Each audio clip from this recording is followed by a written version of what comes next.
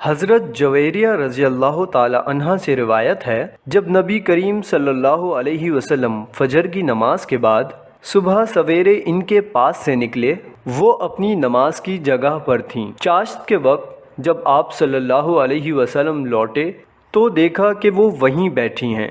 آپ صلی اللہ علیہ وسلم نے فرمایا، تم اسی حال میں رہیں جب سے میں نے تم کو چھوڑا۔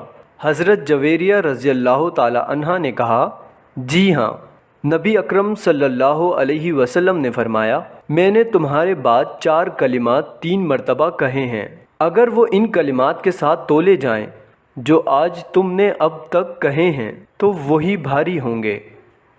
سبحان اللہ و بحمدہ عدد خلقہ ورضا نفسہ وزینت عرشہ ومداد کلماتہ۔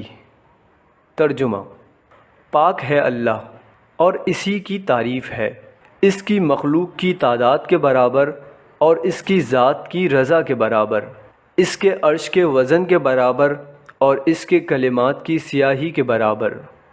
صحیح مسلم 6913۔ ویڈیو پسند آنے کی صورت میں لائک، کامنٹ اور شیئر کریں، ہمارے چینل کو سبسکرائب کریں اور بیل نوٹیفیکیشن کو آن کر دیں تاکہ نئے آنے والی ویڈیوز آپ کو بآسانی مل سکیں۔